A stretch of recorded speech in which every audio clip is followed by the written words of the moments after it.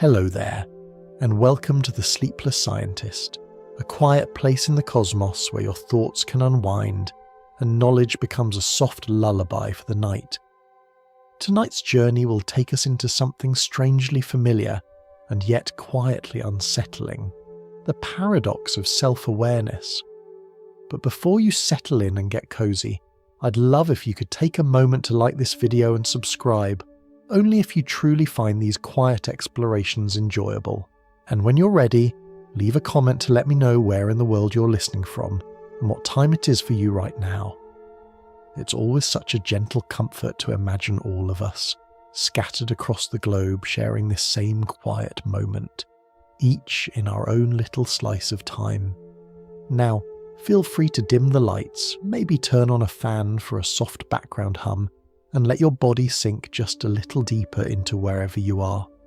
There's no rush here, nothing to solve, nothing to figure out all at once.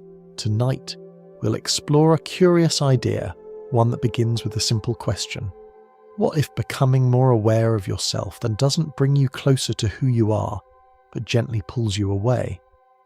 What if the very act of observing yourself changes the way you exist? And if that's true, then who exactly is the one doing the observing? These aren't questions you need to answer, not tonight. You can let them drift, like distant stars that don't need to be reached. And if your mind begins to wander, that's perfectly fine. Let it drift. We'll still be here, quietly unfolding the story. Now, let's begin. Picture this, if you will. You're about to send a message. Nothing too important. Just a simple reply. Maybe to a friend, maybe to someone you're just getting to know. The words are already there, typed out, sitting quietly on your screen. You read it once, it feels fine. Then, just before you press send, something small shifts. You read it again. This time, it feels a little too eager. So you change a word, you read it again. Now it feels a bit too distant, so you soften the tone. Another read. Now it sounds slightly unnatural, like you're trying too hard to sound like someone who isn't trying, so you adjust it again and again. Minutes pass, then more. At some point, you're no longer responding to the other person. You're responding to yourself, or more precisely to how you imagine yourself being seen. And before you realize it, the message is still unsent. Not because you didn't know what to say, but because you started watching yourself say it. There's a quiet moment in experiences like this. A moment so subtle you might not even notice when it begins. It's the moment you become aware of yourself. Not just aware in the sense that you exist, but aware of how you appear, how you sound, how you might be judged, interpreted, or misunderstood. And in that moment, something curious happens. You split, not physically, of course, but mentally. There is now a version of you that is acting, typing, choosing words, trying to communicate, and another version of you that is watching, evaluating, adjusting, quietly critiquing. One is living the moment, the other is observing it. And the more attention you give to that observing voice, the quieter the living one becomes. It's a bit like trying to walk naturally while thinking about every step. At first, walking is effortless. You don't think about balance or timing or the way your feet touch the ground. But the moment you start paying attention, really paying attention, your steps feel strange, slightly off, almost mechanical, and suddenly, something that was once automatic becomes uncertain. Self-awareness can feel like that, a gentle shift from doing to watching yourself do. And at first it seems helpful. After all, being aware of yourself sounds like a good thing, doesn't it? We're often told that self-awareness is the path to growth. That understanding yourself is the key to becoming your best self. And in many ways that's true, but there's another side to it, a quieter side, one that doesn't get talked about as often. Because the more you look at yourself, the harder it becomes to simply be. You begin to notice everything, the way you speak, the way you move, the way you react in conversations. Even your thoughts begin to feel like something you have to monitor, and slowly, without realizing it, life starts to feel less like something you're living, and more like something you're managing. Like you've stepped just slightly outside of yourself, and now you're watching everything from a small distance. There's a strange tension there, because the version of you that is observing feels important. It feels intelligent, reflective, even wise.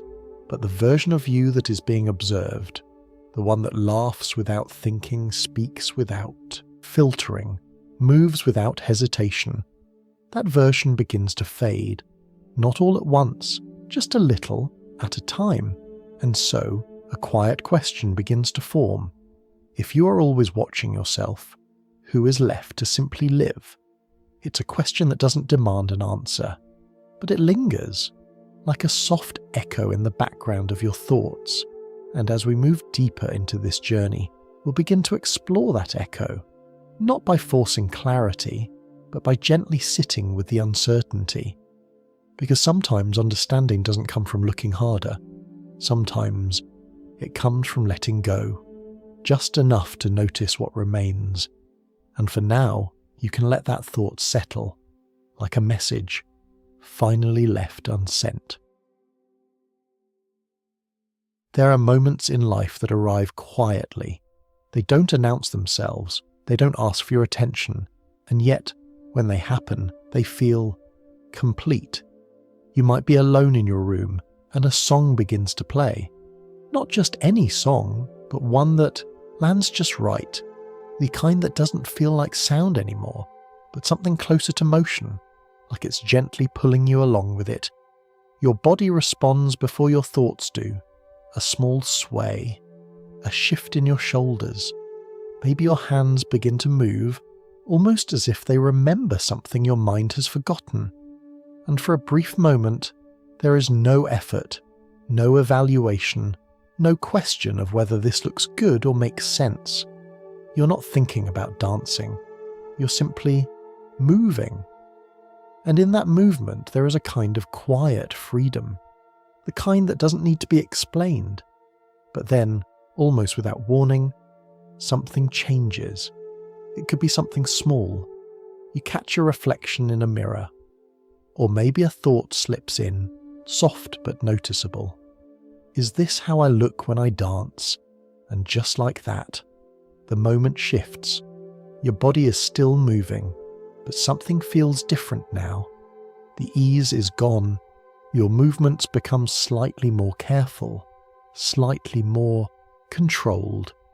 You begin to notice things you weren't noticing before. Your arms feel a little awkward. Your timing feels just a bit off. And the music, which once felt like it was carrying you, now feels like something you're trying to keep up with. You haven't stopped dancing, but you're no longer inside the experience. You're watching it, watching yourself inside it.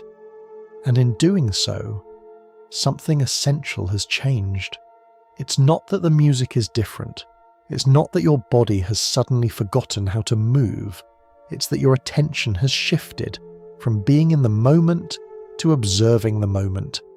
And that shift, small as it is, has a quiet cost. Because the moment you begin to observe yourself, you introduce a kind of distance, a space between you and what you're doing. And in that space, something begins to grow. A voice, not loud, not harsh, just present. It begins to ask questions. Is this right? Do I look natural? Could I do this better? And with each question, the distance grows a little wider. The experience becomes something you are managing, something you are adjusting, something you are, in a way, performing. This doesn't only happen when you're dancing. It happens in conversations. You're speaking with someone, and everything feels easy. Words flow without effort. You laugh without thinking about how it sounds. You listen and respond, and for a while, There is no separation between you and the interaction. Then a thought appears. This is going well. It seems harmless, even positive. But notice what happens next. The moment you recognize that things are going well, you begin to wonder why. And in that wondering, your attention turns inward. You start observing your own behavior. You become aware of your tone, your timing, your expressions. And slowly, the conversation changes, not on the surface, but underneath, where it matters most. What once felt natural now feels constructed. What once felt effortless now requires a bit of effort. And once again, you find yourself just a little outside the moment, watching yourself participate in it. It's a strange experience, because nothing external has changed. The other person is still there. The environment is the same. The conversation continues, but internally something has shifted. You're no longer just living the moment, you are interpreting it in real time. And that interpretation, subtle as it is, alters the experience itself. It's almost like trying to fall asleep while thinking about how to fall asleep. The more you focus on it, the further away it seems to move, or like trying to enjoy a sunset while analysing why it's beautiful. You begin with the intention of appreciating it more deeply, but somewhere along the way the analysis replaces the feeling. The colours are still there, the light is still soft, but the quiet sense of wonder has been interrupted and replaced with something more structured. Self-awareness often begins as a tool, a way of understanding yourself, of improving, growing, becoming more intentional. But in moments like these, it reveals another side, a side where awareness doesn't simply observe, but gently reshapes what is being observed. The moment you notice yourself living, you're no longer living in quite the same way. And this raises a quiet, unsettling idea. What if there are parts of life that can only exist when you're not looking directly at them? What if spontaneity depends on a kind of forgetfulness, a temporary absence of self-monitoring? It doesn't mean that awareness is wrong, or that reflection has no place, but it suggests something subtle, that there may be a difference between understanding life and experiencing it. And perhaps, just for a moment, you can remember a time when you weren't watching yourself, a time when you were completely absorbed in something, a conversation, a walk, a piece of music, a simple moment that didn't need to be named or analysed. It just was. And in that space there was no distance, no observer, no performance, just a quiet, unbroken flow of experience. Those moments still exist. They haven't disappeared, but they are easy to miss when you're looking too closely. And so, as we continue, we'll gently explore what happens next, when this small distance becomes something more, when the observer grows stronger and the self begins to split, not just in feeling, but in structure. There is a quiet moment, just after you notice yourself. It doesn't feel dramatic. There's no sudden shift, no clear boundary where one state ends and another begins, but something subtle has already happened. You're no longer just one. Instead, you have become two. Not in the way we usually imagine, not two separate people, but two roles that now exist at the same time, inside the same mind. One part of you is still acting, still speaking, moving, choosing, reacting, just as it always has, and the other part has stepped back. It is watching, noticing, evaluating. If you pause for a moment, you might recognize this feeling. It's there when you rehearse what you're about to say, while you're already in the middle of saying it. It's there when you laugh, and then suddenly become aware of how your laugh sounds. It's there when you walk into a room and, for a brief instant, feel yourself from the outside, as if you are both the person entering and the one observing the entrance. This is the quiet split, the emergence of what we might call the actor and the observer. The actor is the part of you that lives. It doesn't think too much about what it's doing. It responds, adapts, flows with the moment. It is fast, intuitive, and often invisible to you, because it doesn't need to be seen. The observer, on the other hand, is slower. It reflects, it questions, it tries to understand. It asks, "Why did you say that? Was that the right thing to do? What does this say about you?" And at first, this observer feels useful, even necessary. After all, without it, how would you learn? How would you grow, improve, or avoid repeating mistakes? In many ways, this observing part of you is what allows you to step outside your immediate experience and make sense of it.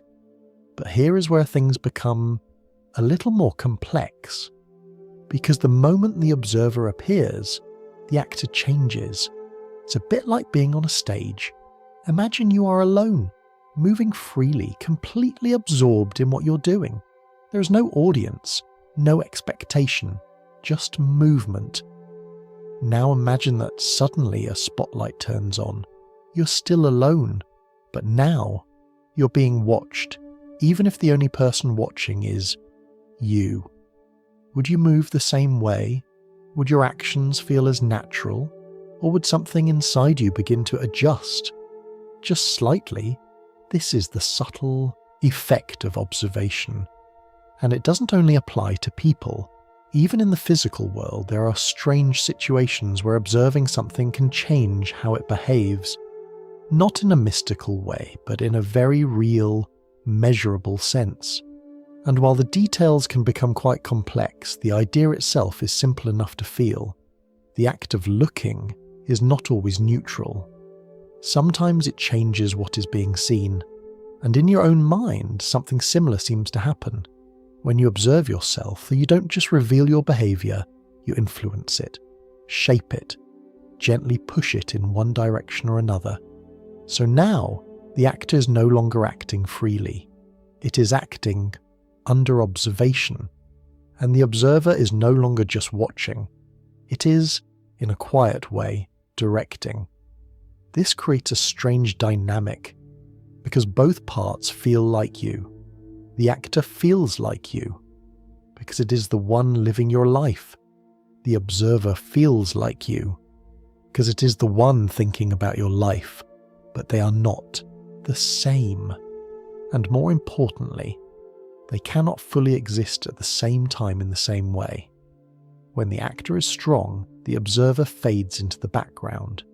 You are immersed, engaged, present. But when the observer steps forward, the actor becomes cautious, measured, slightly restrained. It's as if there is only so much space for attention inside your mind, and wherever that attention goes, the other part must step back. This leads to a quiet but profound question. If part of you is always watching, and part of you is always being watched, then which one is really you? Is it the one who acts without thinking? Or the one who reflects and understands? Or something else entirely? At first, it might seem like the observer is closer to your true self. After all, it is the one asking deeper questions, the one seeking meaning. But there's something important to notice. The observer does not experience life directly. It experiences your experience. It is always one step removed. Like watching a recording instead of being in the moment itself. And so, another possibility begins to emerge. What if the observer isn't revealing your true self? What if it is creating a new version of you? One that exists only under observation? A version that is slightly more careful, slightly more controlled, slightly more constructed. If that's the case, then self-awareness may not be a window. It may be a kind of lens, and like any lens, it doesn't just show you what's there, it changes how things appear, gently, quietly, but unmistakably. And so, the more you look, the more what you see begins to shift, not because you're discovering something new, but because the act of discovery itself is shaping the result. This is the heart of the paradox. The more you try to observe yourself clearly, the less clear your natural state becomes, because you are no longer seeing yourself as you are. You're seeing yourself as someone who is being observed, and in that subtle shift, something essential is altered, not lost entirely, but softened, distanced, made just a little harder to reach. And yet, this split is not something to resist. It is part of how the mind works, a natural consequence of being able to think about yourself at all. But like many powerful tools, it has its limits, and when it grows too strong, it can begin to pull you away from the very thing it was meant to help you understand, your own experience. And so, as we move forward, we'll begin to explore what happens when this split deepens, when the observer becomes louder, and the simple act of living starts to feel like something that needs to be carefully managed. There is a simple truth, one that often goes unnoticed, not because it is hidden, but because it feels too ordinary to question. You cannot fully experience something and analyze it at the same time. At first, that might sound a little too absolute. After all, we think all the time while doing things, don't we? You can walk and think, you can talk and reflect, you can listen and form opinions. So what does it really mean to say that experience and analysis cannot coexist? The difference lies in something subtle. It is not about whether both happen at all, but about which one is in the foreground, which one holds your attention. Because attention, in a way, is like a small pool of light. Wherever it shines brightest, everything else fades slightly into the background, and this is where the shift begins. Let's return for a moment to something simple, music. Imagine a song playing softly in the background. At first, you're just listening, or perhaps not even listening consciously, just feeling it. The rhythm moves through you. There's no effort, no structure, no need to explain why it feels good. You are simply inside the experience. Now, gently, shift your attention. Start noticing the song, the tempo, the instruments, the pattern of the melody. You might begin to think, this part is repeating. The beat is changing here. That note feels unexpected. None of this is wrong. In fact, it might even deepen your understanding of the music. But notice something else. As your awareness becomes more analytical, the feeling changes. The music is no longer something you are inside. It becomes something you're looking at, studying, breaking into parts, and while the sound itself hasn't changed, your relationship to it has. This is the quiet trade. When analysis moves forward, experience steps back, not completely, but enough to be felt. It's like trying to describe a taste while you're still tasting it. The moment you begin to search for the right words, something shifts. The raw sensation becomes slightly less immediate, slightly more distant, as if you've stepped just a little outside of it. This same pattern appears again and again in life, in conversations, when you are fully engaged, listening without thinking about your next response. Something natural emerges. Words arrive on their own. Timing feels effortless. But the moment you start asking yourself, what should I say next? Is this interesting enough? Am I making sense? The flow changes. There's a pause, a slight hesitation, and in that hesitation, the conversation becomes something you are managing, rather than something you are part of. Even something as simple as walking can reveal this. When you walk without thinking, your body knows exactly what to do. Balance, rhythm, coordination, all unfold automatically. But if you begin to focus on each step, how your foot lifts, how it lands, how your weight shifts, the movement becomes awkward. Not because you've forgotten how to walk, but because you've interrupted the system that already knew. Your attention, instead of supporting the process, begins to interfere with it. And this is the heart of the idea. The mind has different ways of operating. One is fast, intuitive, and deeply connected to the present moment. It doesn't explain, it doesn't analyze, it simply responds. The other is slower, more reflective. It steps back, observes, and tries to make sense of things. Both are useful, both are necessary, but they are not meant to lead at the same time. When the intuitive part is leading, life feels fluid. Moments unfold naturally. You're not thinking about being yourself, you are simply being.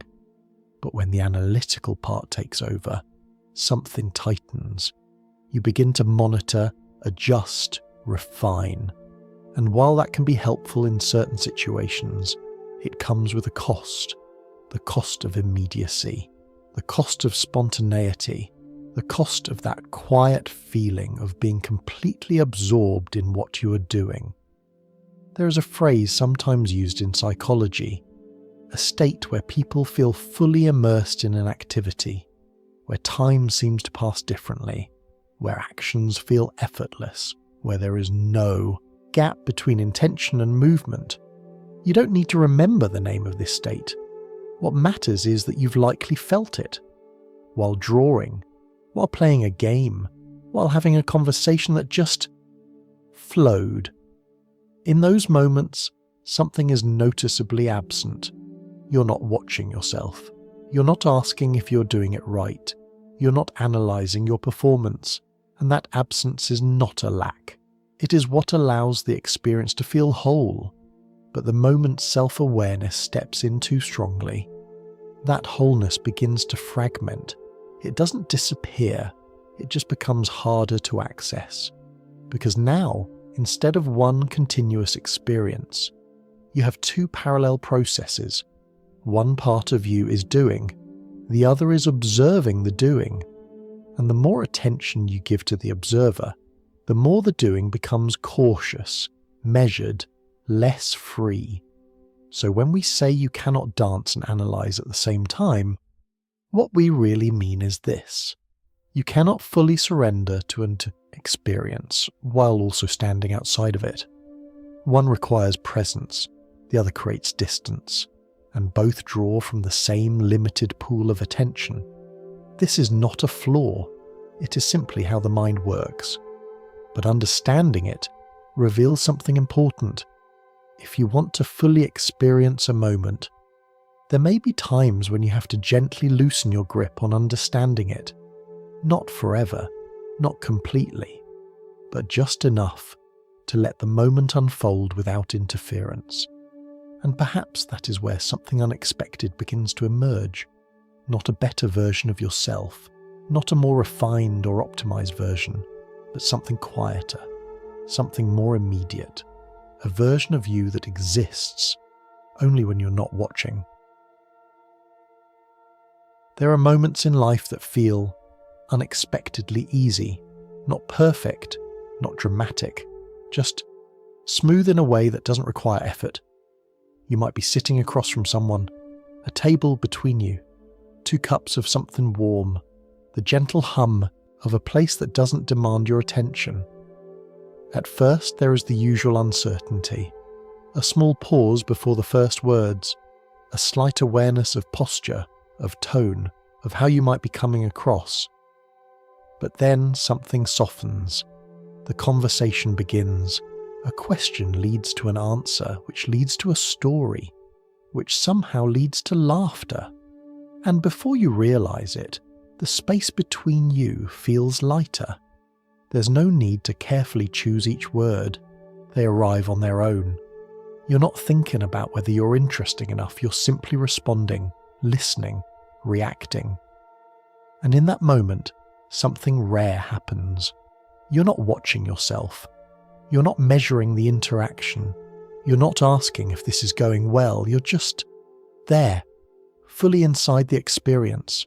Time feels slightly different. Not slower, not faster, just less noticeable.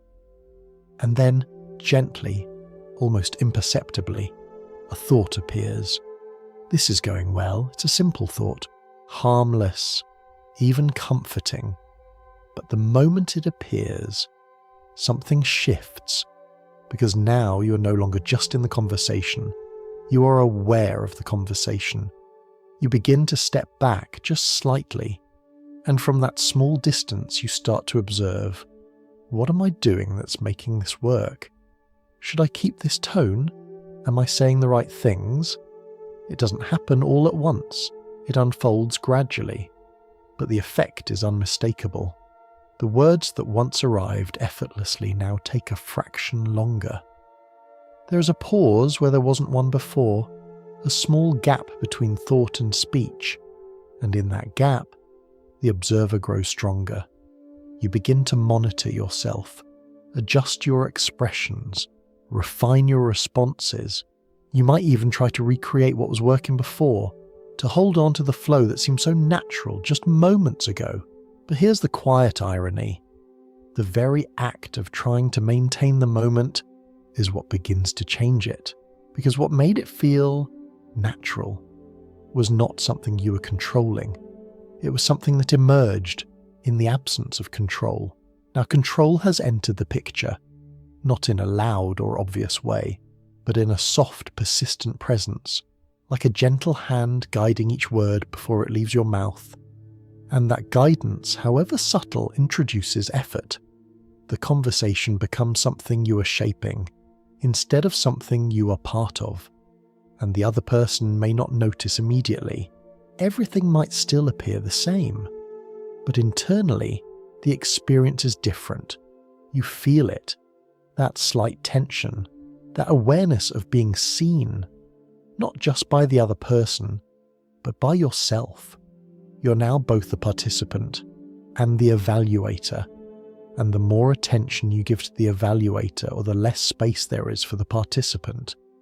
It's not that the connection disappears, it's that it becomes filtered, measured, slightly less alive. There's a quiet loss there, not dramatic enough to be named, but present enough to be felt. And if you've ever experienced this, you might recognize the pattern.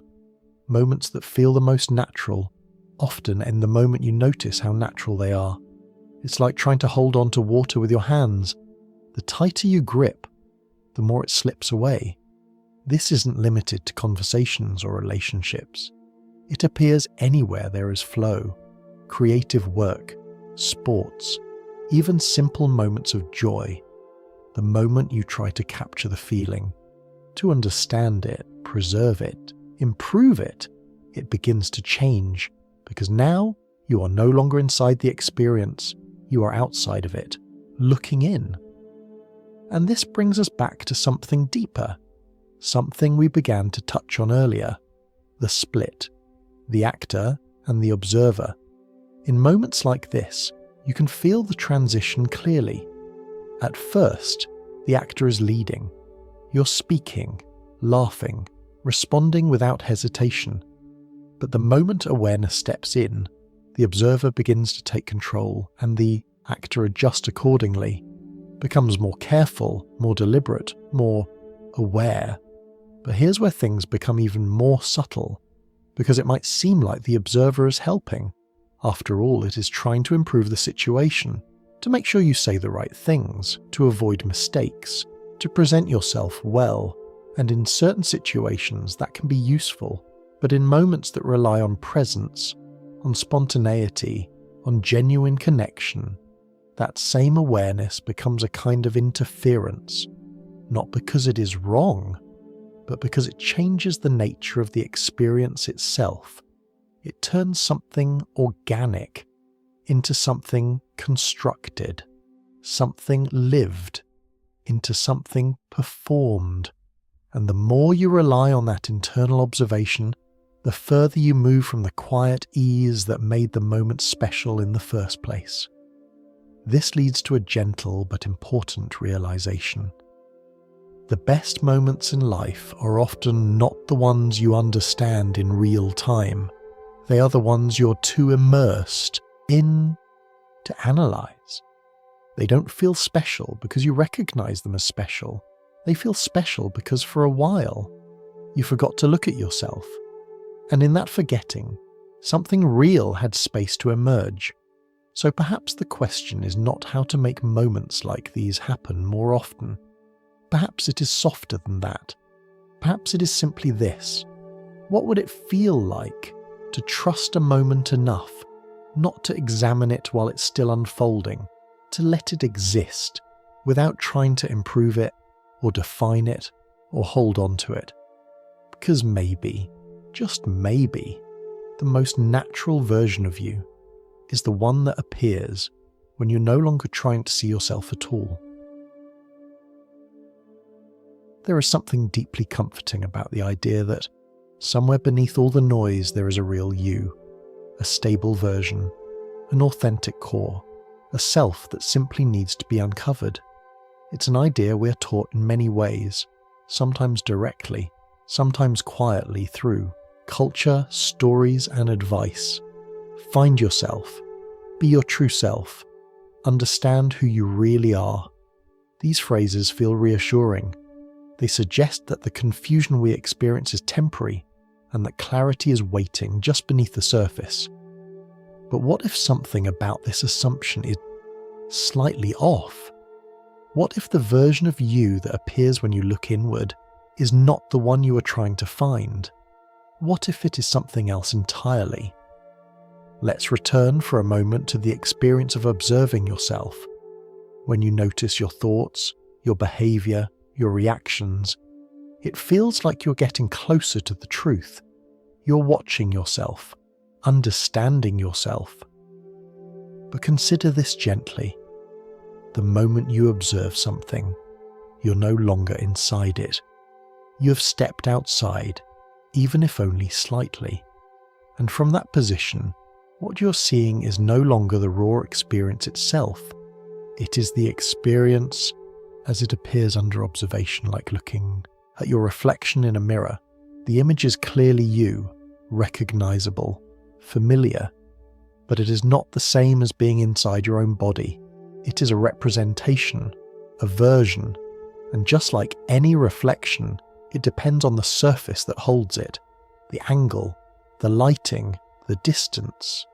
In the same way, when you observe yourself, what you see is shaped by the act of observing. Your thoughts slow down slightly.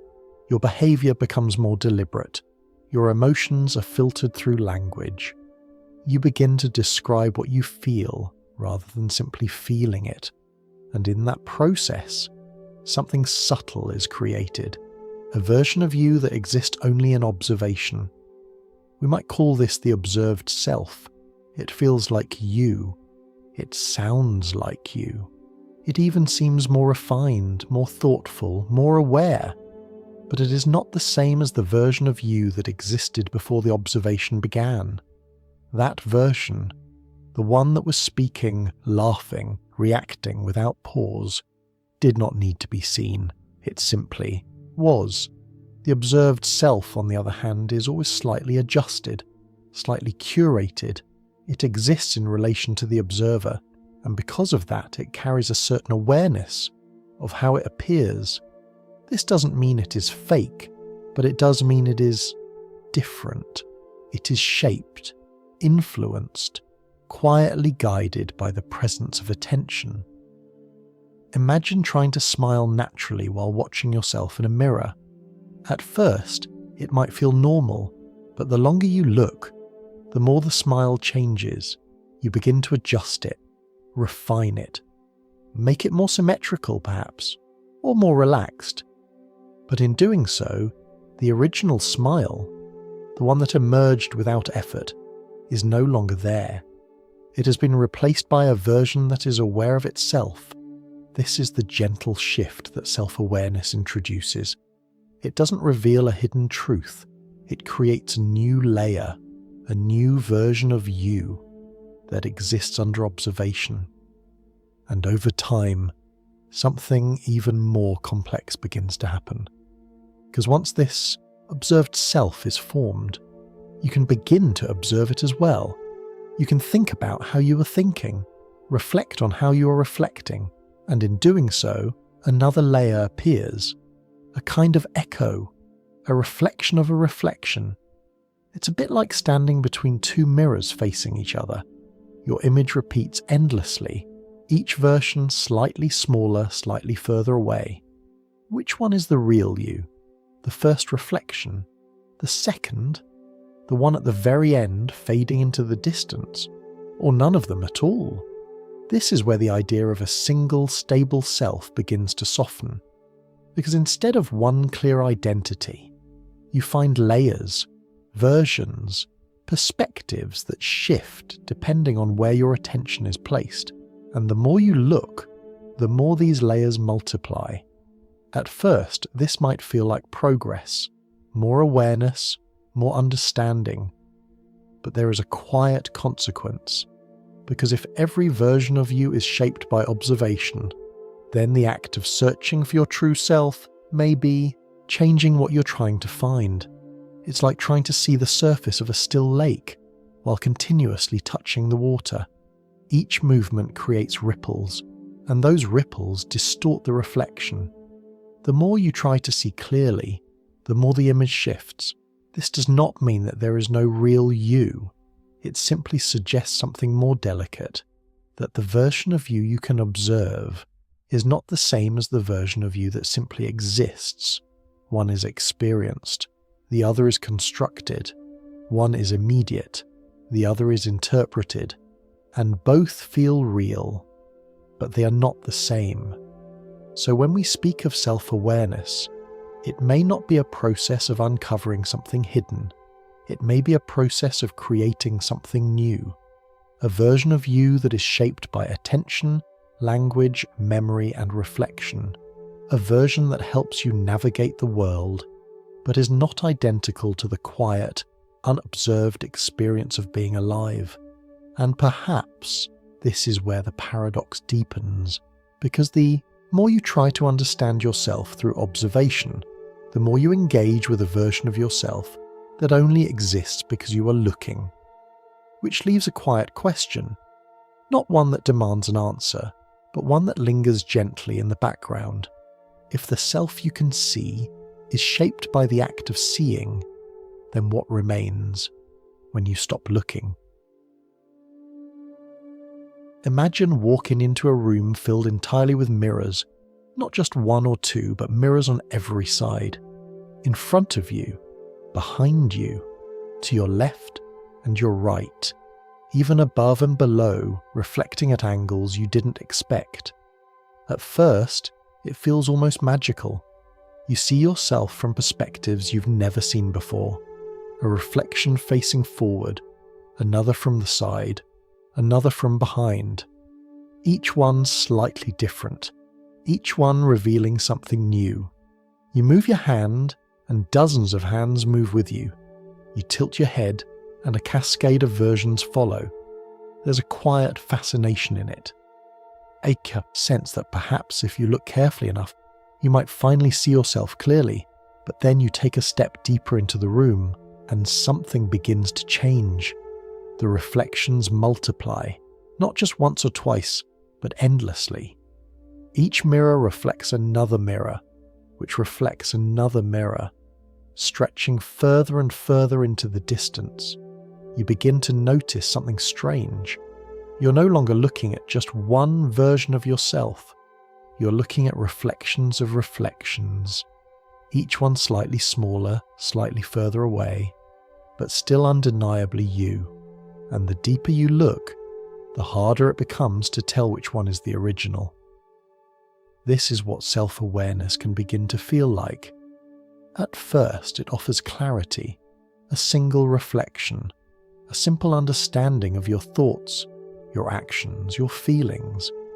But as awareness deepens, it begins to reflect itself. You're not just thinking, you're thinking about your thinking, and then thinking about the way you're thinking about your thinking. Each layer adds another mirror, another perspective, another version of you observing the previous one, and soon what began as a simple act of noticing becomes something more complex, more layered. more difficult to navigate. You might recognize this in small moments. You notice a feeling, perhaps a slight tension in your chest, a hint of unease. At first, it is just a feeling, direct, unlabeled, but then a thought appears. This feels like anxiety. Now the feeling has a name, and with that name a new layer forms. You're no longer just feeling, you're observing the feeling. And then another thought follows. Why am I anxious? Now you are analysing the observation, and then another layer. Am I making this worse by thinking about it? Now you are observing the analysis, and then perhaps one more. Why do I keep overthinking everything? And suddenly, you are no longer inside the original feeling at all. You are moving through layers of reflection, each one further away from the starting point, like standing in that room of mirrors, trying to find the first image while surrounded by endless copies. There is something quietly disorienting about this. Not overwhelming in a loud way, but in a soft, persistent way. Because each layer feels valid, each thought seems reasonable, each reflection appears to bring you closer to understanding, and yet, the more layers you add, the further you drift from the original experience. It becomes less about what you are feeling, and more about what you think about what you are feeling. The direct experience becomes harder to access, not because it has disappeared, but because it is buried beneath reflections. This is the nature of recursive awareness, awareness that folds back onto itself, like a loop that doesn't quite close, but continues, gently turning inward. It's similar to watching yourself in a recording, while being aware that you are watching, and then noticing how you feel about what you see, and then noticing how you feel about that feeling. Each step creates distance, not a large distance, just enough to feel slightly removed, slightly less immediate, and over time this can become a kind of internal landscape, a space where your thoughts are not just thoughts, but objects to be examined, where your feelings are not just felt, but interpreted, where your actions are not just lived, but reviewed, adjusted, reconsidered. At first, this might feel like growth, like you are becoming more aware, more thoughtful, more in control. But there is a quiet cost, because in a room full of mirrors, there is no clear exit. Every direction leads to another reflection. Every attempt to move forward reveals another version of where you already are. And the more you try to find the real image, the more the reflections multiply. There is a gentle exhaustion in that. Not the kind that demands rest, but the kind that lingers. The kind that comes from constantly processing, constantly observing, constantly trying to make sense of something that may not need to be fully understood. And yet, it's important to notice something here. The mirrors themselves are not the problem. They simply reflect what is placed before them. In the same way, self-awareness is not inherently harmful. It allows you to see patterns, to recognize habits, to understand parts of yourself that would otherwise remain hidden. But like stepping too deep into that mirrored room, there is a point where reflection begins to replace experience, where seeing becomes more dominant than being, and in that shift, the sense of a single, stable self begins to blur, not disappear, but fragment, into perspectives, into layers, into versions that are all connected, but not quite unified. So as you stand in this imagined room, surrounded by endless reflections, you might notice something subtle, the original. You, the one that is simply standing there, is still present, unchanged, but your attention is no longer resting there.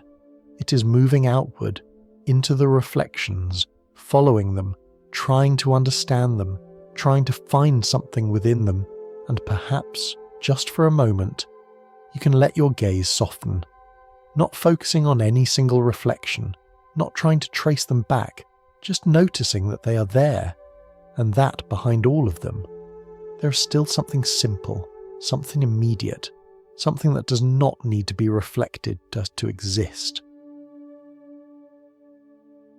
There is a quiet way the mind can begin to turn inward, not suddenly, not all at once, but gradually, like a ripple that begins at the surface of still water.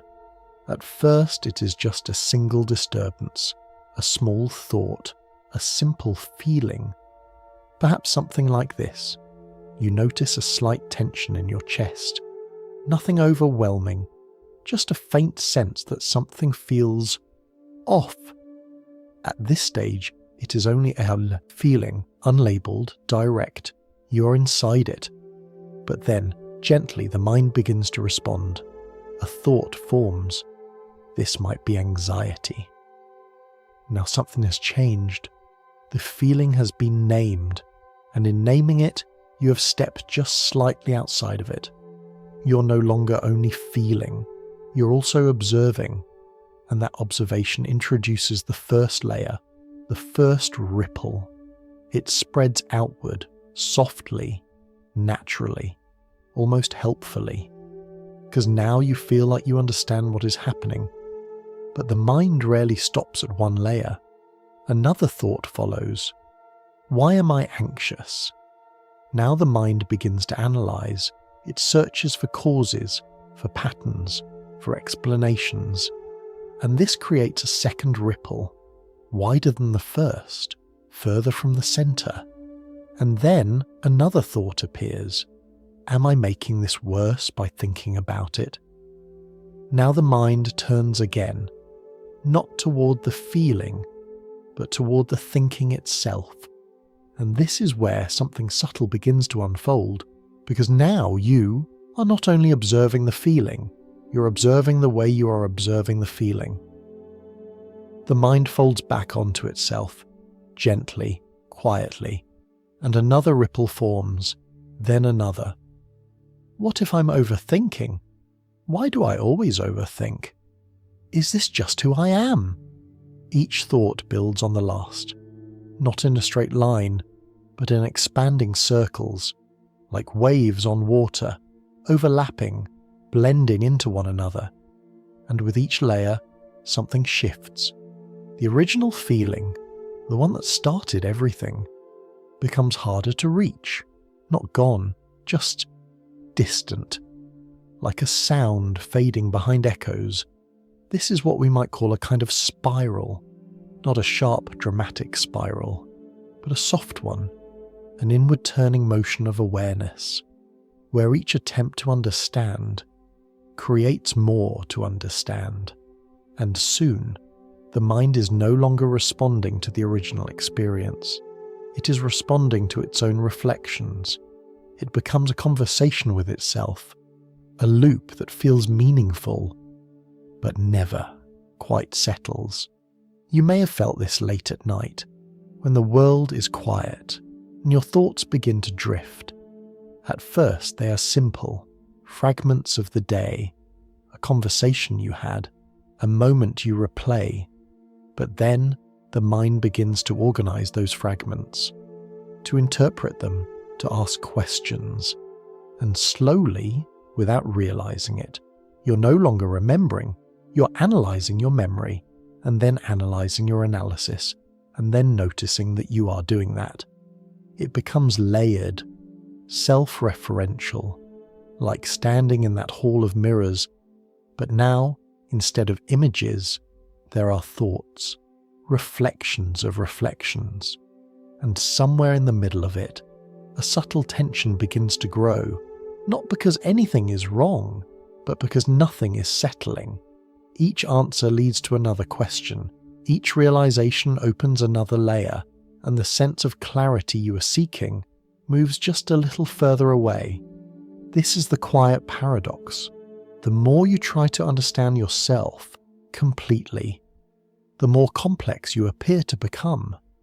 Not because you're becoming more complicated, but because the act of observing is adding layers. Each layer feels like progress, but together they create distance. distance from the original experience, distance from the simple feeling that started it all. And over time, this can begin to affect something deeper, your sense of authenticity. Because when every thought is observed, and every feeling is analysed, and every action is evaluated, something subtle begins to shift. You start to wonder, am I being real right now? Or am I just acting the way I think I should act? And that question introduces yet another layer, another ripple. Because now, you're not just living your experience, you're questioning the reality of your experience. And in doing so, you step even further back, until at some point it feels like you're always just slightly removed, always one layer above, always thinking about the thing instead of being in it.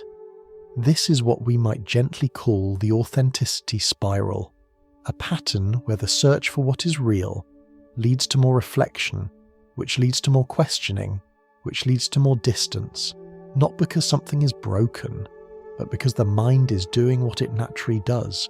It reflects, it analyzes, it tries to understand, and in moderation this is incredibly useful. But when the reflection becomes continuous, when there is no pause, no return to simple experience, the spiral continues, and the sense of being grounded in the moment becomes harder to hold on to. It's like trying to listen to a piece of music while constantly thinking about how you're listening.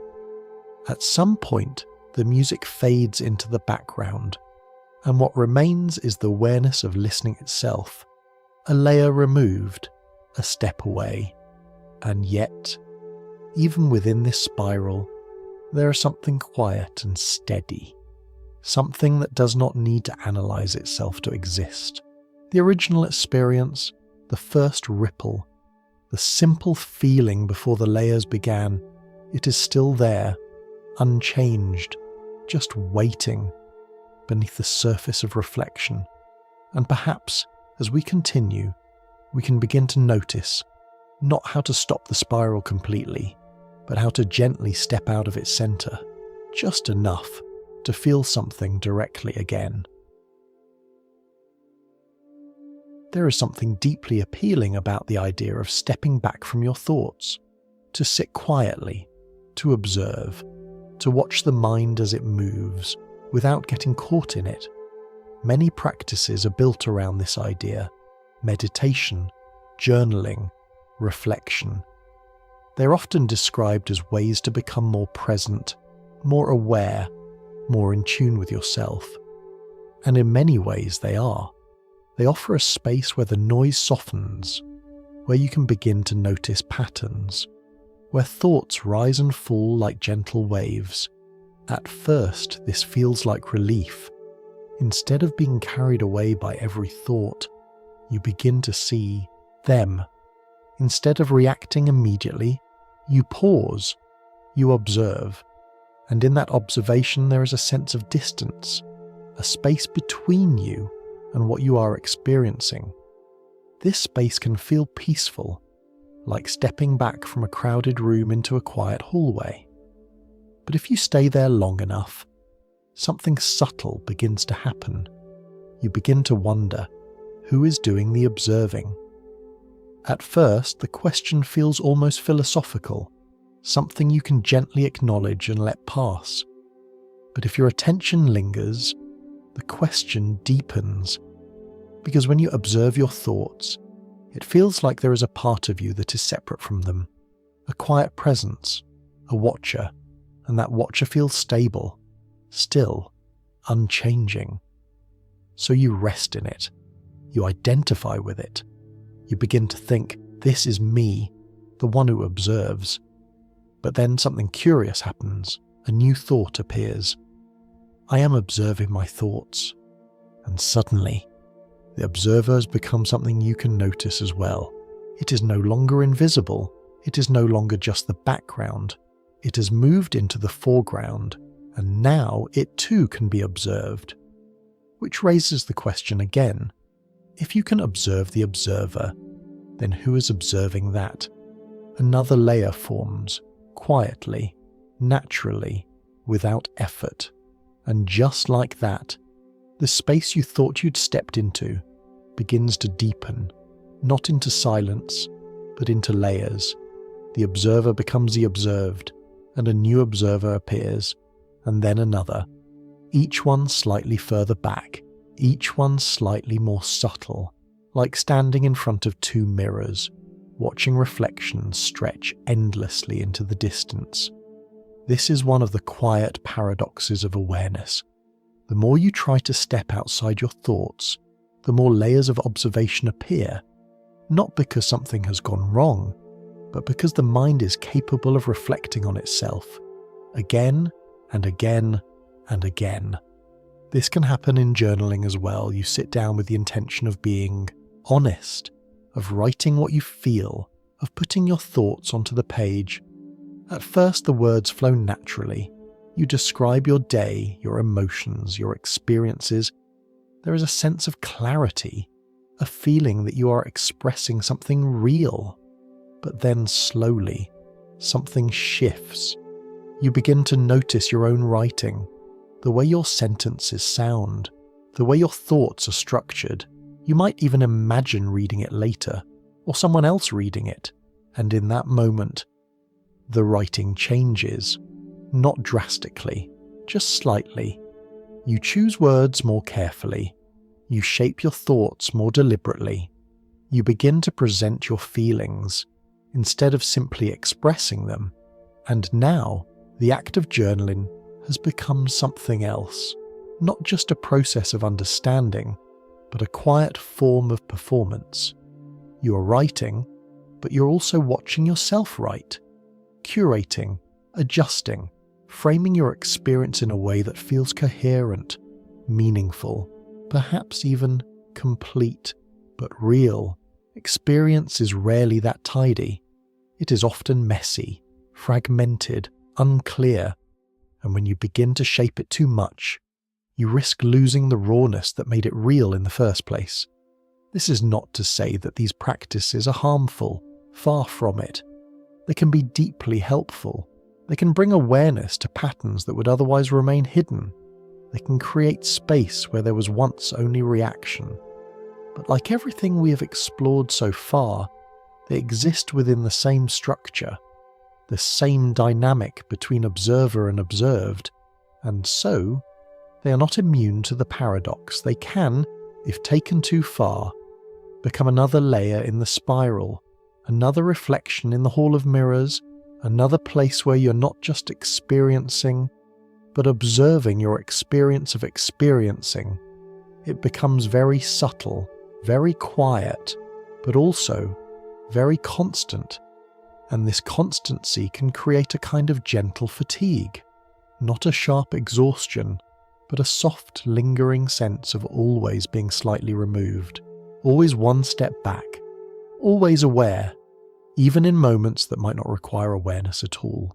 There is something almost ironic in this, because the intention behind these practices is often to bring you closer to yourself, to help you reconnect with something real, something immediate. But if awareness becomes too dominant, it can create distance instead of closeness, observation instead of presence. And this brings us to a quiet realization. Perhaps not everything needs to be observed. Not every thought needs to be understood. Not every feeling needs to be explained. Some experiences may exist more fully when they're simply allowed to be, unlabeled, unexamined, unwatched. This doesn't mean abandoning awareness, but it suggests something softer. That awareness does not always need to lead, that there may be moments where the most natural thing you can do is to gently step out of the role of observer and return, even briefly, to the simple act of being, and in that return.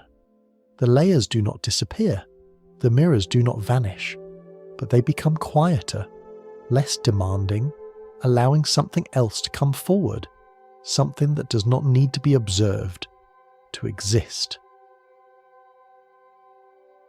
There is a gentle shift that happens when your attention turns inward.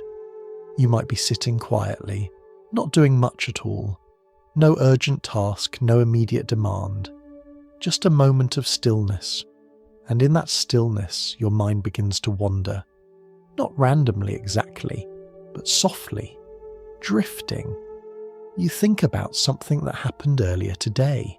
A conversation perhaps. The way someone looked at you. Something you said or didn't say.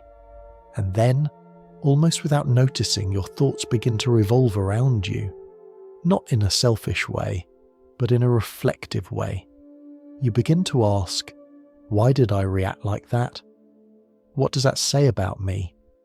Could I have done that differently? This kind of thinking feels very natural, very human. In fact, it can feel like you are doing something important, understanding yourself, making sense of your experiences. But behind this quiet process, something else is happening, something subtle, something that unfolds without effort. In the background of your mind, you can imagine it like this. There is a quiet system inside your brain, not a single place, but a network of activity, a pattern that becomes more active when you're not focused on the outside world, when you're not solving a problem or responding to something directly in front of you. Instead, when your attention turns inward, this system gently comes online, like light slowly turning on in a dim room. You don't feel it directly. There is no switch, no sound, but you notice its effects. Your thoughts become more reflective, more personal, more connected to your sense of self. You begin to revisit the past, to imagine the future, to consider how you are seen and how you see yourself. Scientists have given this system a name, but you don't need to remember it. It's enough to think of it as the quiet network of self-reflection, the system that becomes active when you begin to think about yourself. And this system is not a mistake. It serves a purpose. It helps you build a sense of continuity, a sense that you are the same person across time. It allows you to learn from past experiences, to plan for what might come next, to understand your place in the world. In many ways, it is what gives you a story, a sense of who you are. But like everything we've explored so far, there is another side to it. Because this system does not simply reflect your experience, it shapes it. The more active it becomes, the more your thoughts begin to center around interpretation, meaning, narrative. Instead of simply feeling something, you begin to think about what that feeling means. Instead of just acting, you begin to consider how that action fits into your identity. And over time, this can create a subtle shift from living your experience to organizing your experience, from being in the moment to constructing a story about the moment. This doesn't happen all at once. It unfolds gradually, quietly, like a current beneath the surface. You may notice it most clearly in moments of rest, when you're lying in bed with nothing to do, no distractions, no immediate tasks, and your mind begins to wander. At first, the thoughts are simple, fragments of the day, small observations, but then the quiet system becomes more active and your thoughts begin to connect, to form patterns, to build a narrative.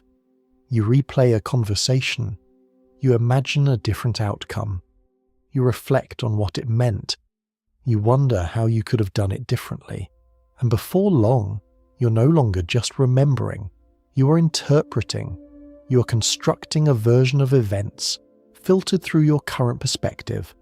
This is where the system becomes especially powerful, because it doesn't just show you what happened, it tells you what it means, and meaning is something we rarely question. If something feels meaningful, it feels true, but meaning is not fixed. It shifts, it adapts, it changes depending on where you are and how you feel and what you believe. So the same experiences can take on different meanings over time, not because the experience itself has changed, but because the system interpreting it has. And this is where the connection to self-awareness deepens, because the more this system is active, the more your attention is drawn inward, the more you think about yourself, your thoughts, your behaviour, your identity. And while this can lead to insight, it can also lead to something else, a kind of mental looping, where thoughts circle back to you again and again, not always with clarity, sometimes with uncertainty, sometimes with doubt. It's not that the system is doing something wrong, it's doing exactly what it evolved to do, to reflect, to connect, to make sense of things. But when there is nothing external to anchor your attention, it turns inward more and more, and in doing so, it can amplify the very patterns it is trying to understand. This is why moments of stillness can feel peaceful or overwhelming, depending on how this system unfolds. Because in stillness, there is more space for reflection, more room for the mind to turn back on itself. And this brings us gently back to something we've been exploring all along, the relationship between awareness and experience. This quiet network, this system of reflection, is part of what allows you to observe yourself, to step back, to analyze, to understand. But it is also what can create distance, because the more you're engaged in reflection, the less you are immersed in direct experience.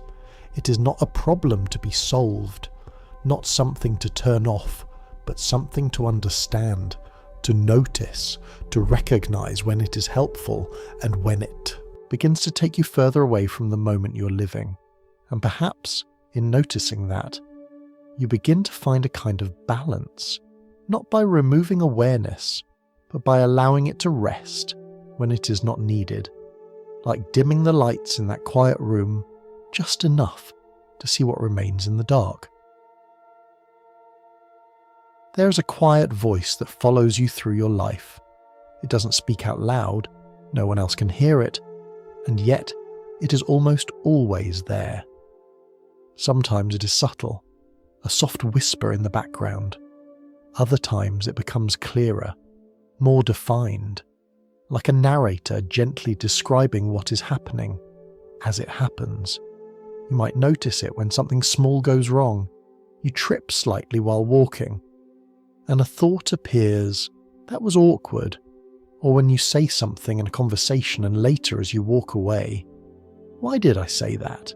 It's not just a reaction, it's a story, a way of organizing what happened into meaning. And this storyteller is not limited to moments of discomfort. It appears in everything. When something goes well, "That went better than expected." When you feel proud, "I handled that really well." When you feel uncertain, "I don't think I'm good at this." Each thought is more than just a passing comment. It is a small piece of a larger narrative, a story about who you are, what you are like, what you can expect from yourself. And over time, these small pieces begin to connect. They form patterns, themes, a sense of continuity. You begin to feel like a character in your own life, not in a dramatic sense, but in a quiet, consistent way. You have traits, strengths, weaknesses, preferences, and this story helps you navigate the world. It gives your experiences context. It allows you to predict how you might feel or act in certain situations. It creates a sense of identity, a sense that there is a you moving through time. But here's something subtle to notice. This story, this, is not the same as the experience itself. It comes after, or sometimes is slightly alongside, like a gentle layer placed over what is happening. You live a moment, and then the storyteller describes it. You feel something, and then the storyteller explains it. And in doing so, it creates meaning. But meaning is not the same as reality. It is an interpretation, a way of organizing experience into something that feels coherent. something that makes sense. This becomes especially clear when you look at the same event from different points in your life.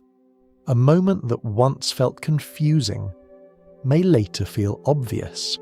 A decision that once felt right may later feel questionable. The event itself hasn't changed, but the story around it has, and because the story changes, your sense of what that event means changes with it. The storyteller is always updating, always refining, always adjusting the narrative to fit your current understanding. This can be helpful. It allows you to grow, to learn, to reinterpret your experiences in ways that feel more meaningful. But it also introduces something else, a kind of gentle instability. Because if your story is always changing, then the you within that story is also shifting. You're not a fixed character. You're a character that is constantly being rewritten, and the storyteller is doing the writing. Quietly, continuously. Sometimes this rewriting is subtle, a small adjustment, a new detail added.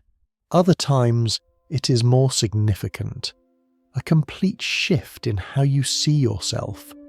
You might go from thinking, "I'm not good at this," to realizing, "I just haven't practiced enough." And suddenly your identity shifts, not because you have changed instantly, but because the story has. And this reveals something important. The sense of self you carry is not only built from what you experience, it is built from how your mind describes those experiences, from the story it tells. And this story is not neutral. It has tone, emotion, bias. It can be kind or critical, encouraging or doubtful. And depending on how that tone develops over time, it can shape how you see yourself in very real ways. If the story often highlights mistakes, you may begin to feel like someone who makes mistakes. If it emphasizes growth, you may begin to feel like someone who is evolving, and all of this happens quietly, without you needing to actively choose it. The storyteller simply continues. But here is where things begin to connect with everything we've explored so far, because this storyteller is closely linked to the observer. It is the voice that emerges when you step back from experience, when you begin to reflect, to analyze, to understand. And as that observer becomes more active, the storyteller becomes more detailed, more involved, more present, and gradually something shifts. You begin to live not just through your experiences, but through the story about your experiences. You're not just feeling something, you're also asking what that feeling says about you. You're not just doing something, you're considering how it fits into your identity. And over time, this can create a kind of distance, because instead of being fully immersed in the moment, you're partially engaged in narrating it. It's like watching a movie while someone quietly describes each scene. You can still follow the story, you can still feel the emotions, but something is different. You're not completely inside it. There is always a small layer of interpretation between you and the experience. And this raises a gentle question. If your sense of self is built from a story, and that story is constantly changing, then what is the you that exists outside of the story? Is there a version of you that exists before the narration begins, before the interpretation, before the meaning is assigned? It's not a question that needs a clear answer, but it points to something quiet, something simple, that beneath the storyteller, beneath the observer, there may be an experience of being that does not need to be described to be real. And perhaps, from time to time, you can notice that, not by trying to silence the storyteller, but by recognizing that it is only one layer, one voice, one way of understanding, not the whole of who you are. And in that recognition, something softens. The story continues, but it becomes lighter, less fixed, less defining. allowing space for something else, something more immediate, to quietly exist alongside it. There is a quiet assumption most of us carry through life. It feels so natural that we rarely question it. The idea that there is one you, a single continuous self, the same person who wakes up in the morning, moves through the day, and remembers it at night. It feels obvious, comforting even.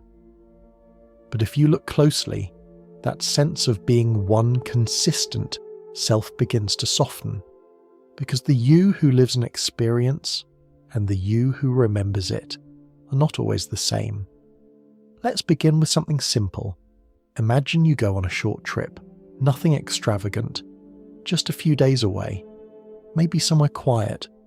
You wake up early one morning, step outside, and the air feels cool. The light is soft. There's a stillness around you that feels almost peaceful. You walk slowly, no rush, no plan, just moving, noticing small things. The sound of leaves, the texture of the ground, the rhythm of your breath.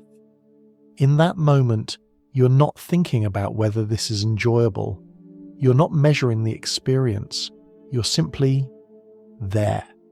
The experience is unfolding, moment by moment, unlabeled, unanalyzed. This is what we might gently call the experiencing version of you, the part that lives directly, that feels without needing to explain, that moves through the world in real time. But later, perhaps days or weeks after the trip, you remember it. You think back to that morning, and now something changes. You begin to describe it. That was peaceful. I really needed that. That was one of the best moments of the trip. You organize the memory, you give it structure, you assign meaning, and in doing so, you create a story about that experience. This is what we might call the remembering version of you, the part that looks back, that reflects, that turns moments into narratives. At first, it might seem like these two versions are aligned. After all, they're both you. One lived the moment, the other recalls it. But here's something subtle to notice. The remembering version does not replay the experience exactly as it happened. It reconstructs it, selects certain details, emphasizes certain feelings, perhaps even reshapes parts of it without you realizing. For example, imagine that during that same trip there were small inconveniences, a delayed bus, a brief moment of frustration. Maybe you felt slightly tired or uncomfortable at times. While you were experiencing those moments, they were real, present, part of the flow of the day. But when you remember the trip later, those details might fade, or they might be compressed into something smaller, less significant. What remains is a simplified version, a narrative that feels clean, coherent, meaningful, and so, the remembering version of you might say, that trip was peaceful, even though in reality it was a mixture of moments, some calm, some imperfect, some neutral. This is not a mistake. It is simply how the mind works. The experiencing self lives in the present. It moves through each moment without needing to summarize it. The remembering self, on the other hand, builds a story, and stories require structure. They highlight certain parts and quietly leave others behind. But this creates an interesting dynamic, because the choices you make in life are often guided not by the experiencing self, but by the remembering one. You might decide to revisit that place, not because of how every moment felt while you were there, but because of how you remember it. You trust the story. Even if the story is a simplified version of reality, and this can lead to something subtle, a quiet mismatch between what you actually experience and what you believe you experienced, between the moment itself and the story about the moment. This doesn't only apply to travel, it appears in everyday life. You might have a conversation that feels slightly awkward in real time, but later you remember it as meaningful. Or the opposite. A moment that felt fine while it was happening later becomes something you replay with doubt. The experience hasn't changed, but the interpretation has, and that interpretation shapes your sense of self. Because the remembering version of you is constantly updating the story of who you are. It decides, what kind of person am I? And what patterns do I have? What do my experiences say about me? And over time, this story becomes familiar. It feels like identity, like something stable.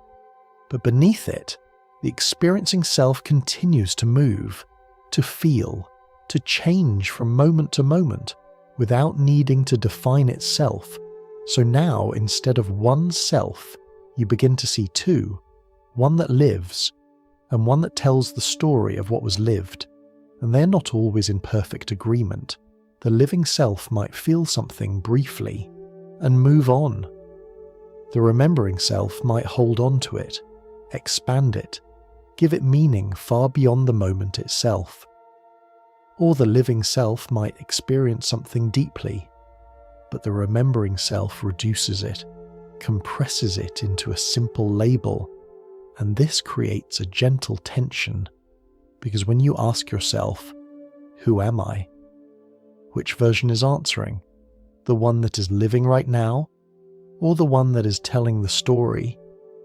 And if those two are not the same, then the idea of a single stable self becomes a little less certain, a little more fluid, not fragmented in a chaotic way, but layered, dynamic, always in motion.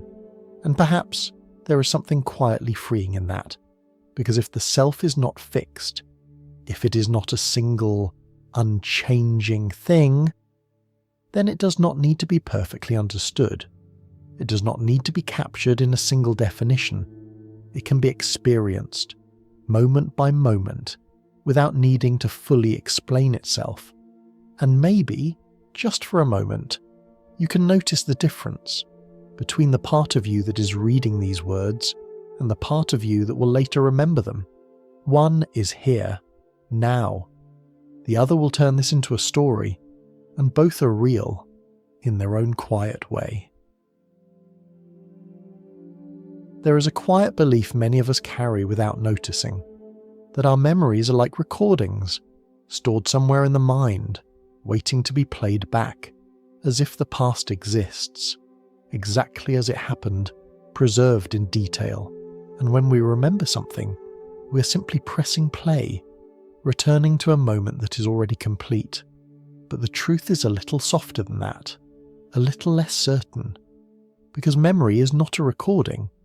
It is something closer to a reconstruction, more like telling a story again, than replaying a scene exactly as it was. Imagine reading a book you loved many years ago. At the time, it felt vivid, clear, full of detail. But when you read it again later, something feels different. The words are the same, the story hasn't changed, but your experience of it has. You notice things you didn't notice before. You interpret moments differently. You feel new emotions in familiar scenes. Now imagine that instead of reading the book again, you tried to retell it from memory. You wouldn't recall every word, every detail. Instead, you would recreate it, filling in gaps, emphasizing certain parts, smoothing over others, and each time you retold it, the story would shift, slightly, not drastically, but enough to become something new. This is how memory works.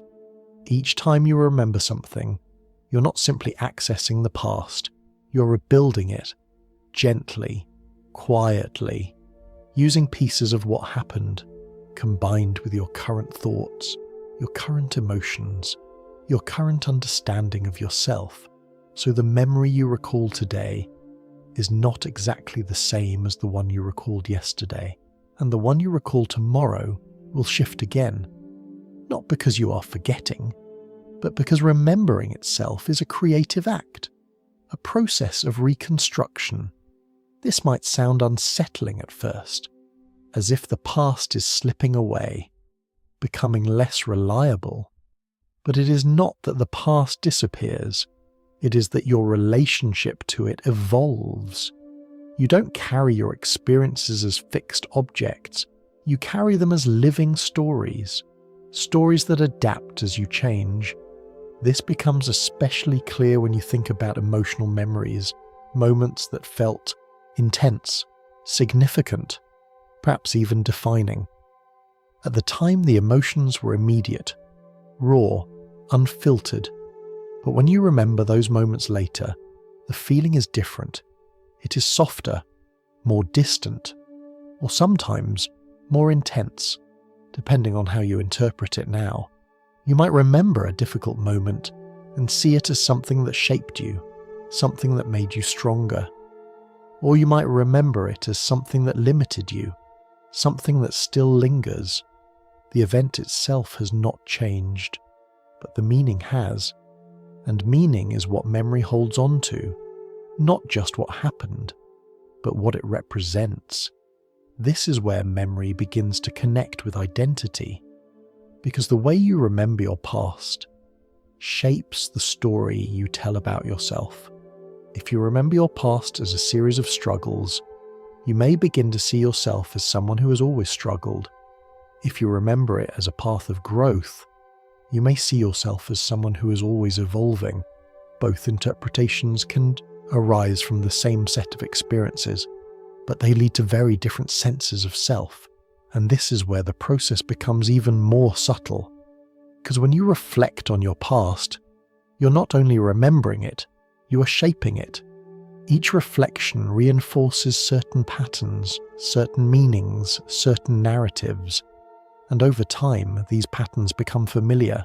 They feel stable, like truths, but beneath them, the memory continues to shift, quietly, gradually. You might even notice this in small, everyday ways. A conversation you had earlier in the week. At first, it felt neutral, unremarkable, but a few days later, you begin to replay it, and something changes. You focus on a particular moment, a phrase, a reaction. And now the memory takes on a different tone. It feels slightly more awkward, or more meaningful, or more uncertain.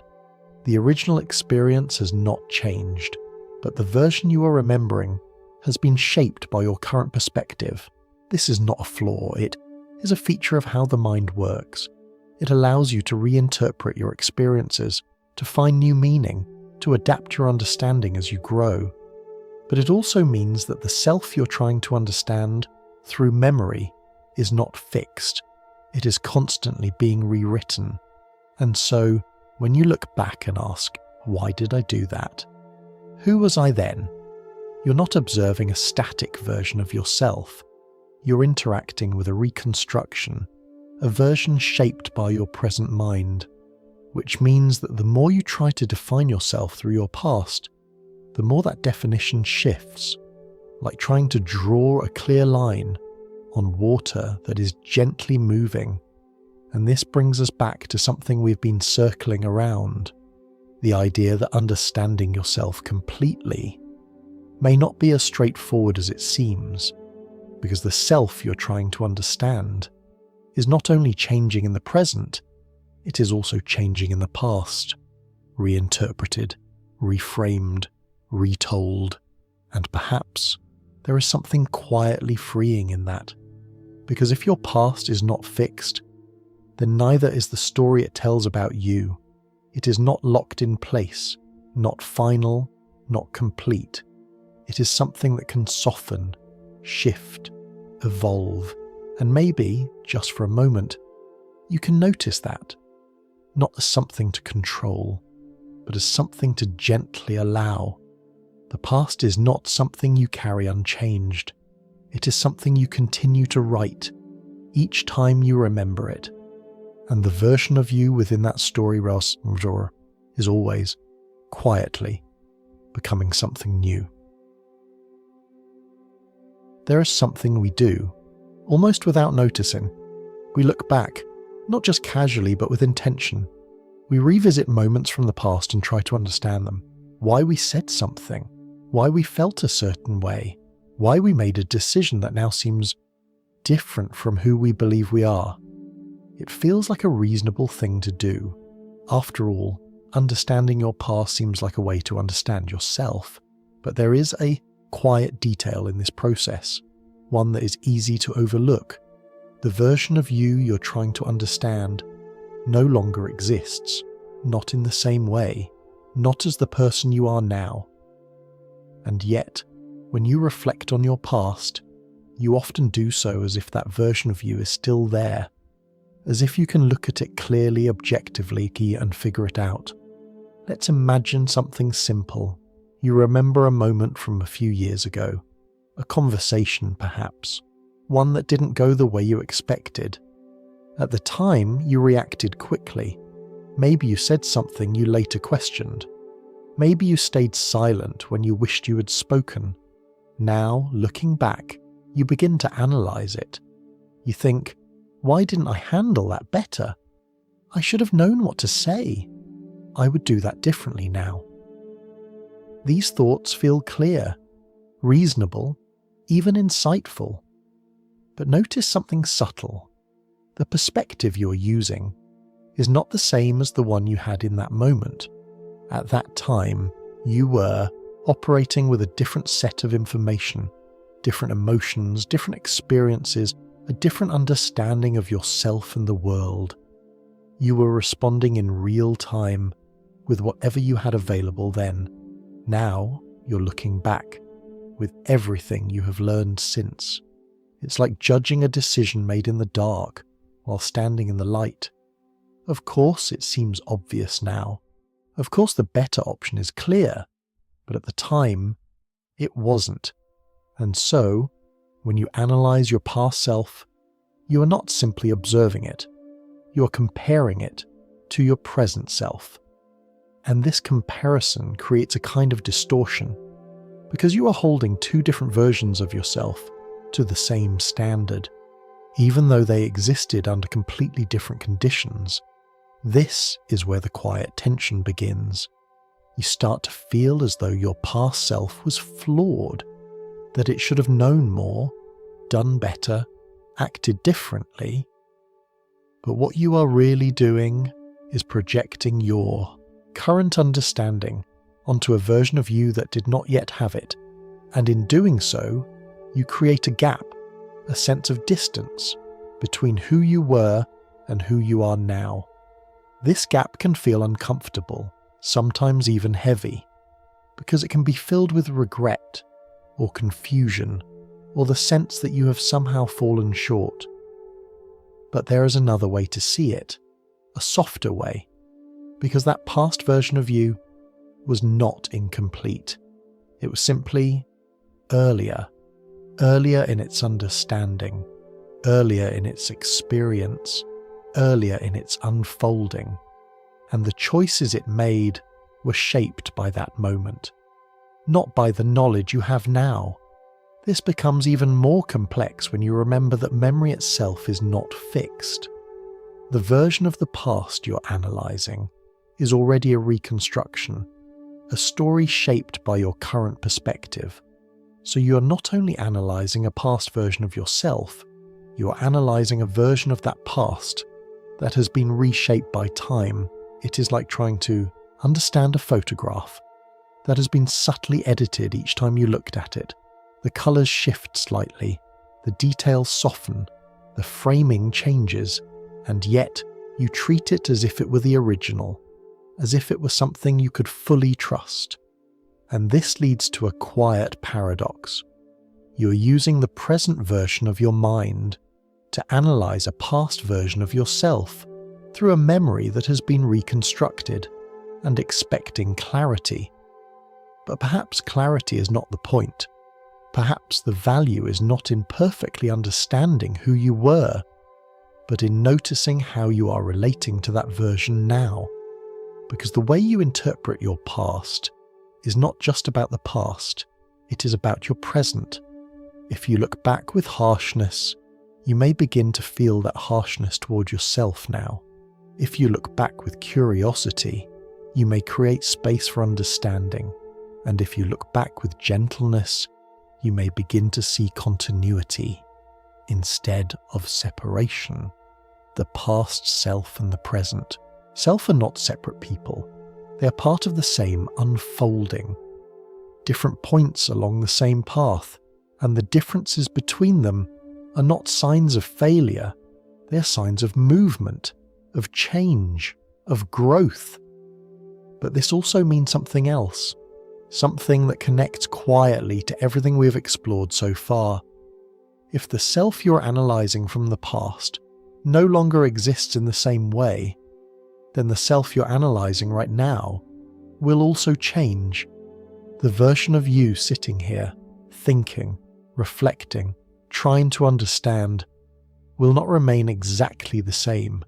It will evolve, shift, become something new, and one day you may look back at this very moment and analyse it from a different perspective, with new understanding, new insight, new interpretations, and just as now, you may see things that feel obvious in hindsight, things that were not clear in the moment. This does not mean that understanding is impossible, but it suggests that it is always partial, always shaped by where you are when you are looking. And perhaps there is something quietly relieving in that, because it means you do not have to fully resolve your past. You do not have to perfectly understand every version of yourself. You can allow those versions to exist as they were, without forcing them into the framework of who you are now, and in doing so, the need to constantly analyse, to constantly reinterpret, begins to soften, not disappear, but ease, like a question that no longer demands an immediate answer, and in that softening, you may find something else, something quieter, a sense that the self is not something you need to fully define across time, but something that moves, changes, exists in moments, without needing to be perfectly understood in all of them. There are words we use to describe ourselves, small, simple phrases that feel harmless at first. I'm an anxious person. I'm not good at math. I'm just not the kind of person who speaks up. They often begin as observations, something you notice after a few repeated experiences, a pattern, a tendency, and giving it a name feels useful. It brings clarity. It helps you explain yourself to others and to yourself. But over time, something subtle begins to happen. The label stops being just a description and starts becoming a quiet expectation. At first you say, I feel anxious in social situations, but gradually it becomes, I am an anxious person, and that shift, small as it is, carries a different weight, because feeling anxious is temporary. It allows for change, for variation, but being anxious feels stable, fixed, like a trait that defines who you are. And once a label begins to feel fixed, it starts to shape your behaviour in quiet ways. You might notice it before entering a room, a gathering, a conversation. A small thought appears. This is going to be difficult for me. And, without realising it, you begin to act in alignment with that thought. You speak a little less. You hold back slightly. You monitor yourself more closely. Not because you consciously chose to, but because the label is guiding your expectations. It is setting the frame for how the moment will unfold, and the moment often follows that frame, not always, but often enough, so that the pattern reinforces itself. You feel anxious, you act cautiously, the interaction becomes less natural, and afterward you think, see, that's just how I am. The label feels confirmed, but what's happening beneath the surface is more subtle. The label is not just describing the pattern, it is participating in it, quietly shaping it from within. This can happen in many areas of life, with abilities. I'm not creative. I'm bad at remembering names. I'm not disciplined. Each label becomes a kind of boundary, not one that is imposed from the outside, but one that forms from within. And once that boundary is in place, you begin to move within it, not because you have to, but because it feels consistent, familiar, aligned with the story you hold about yourself. There is a certain comfort in that, even when the label is limiting, because it creates predictability. You know what to expect from yourself. You know how situations will likely unfold, and that certainty, even when it is not ideal, can feel easier than the uncertainty of change. But there is also a quiet cost, because when you define yourself too narrowly, you begin to overlook the moments that don't fit the label, the exceptions, the variations, the times when you acted differently, spoke more freely, felt more capable. Those moments are still there, but they don't always stand out, because the label has already decided what matters, what counts, what fits the narrative, and over time, the label becomes less like a description and more like a filter. It shapes what you notice, what you remember, what you believe is possible.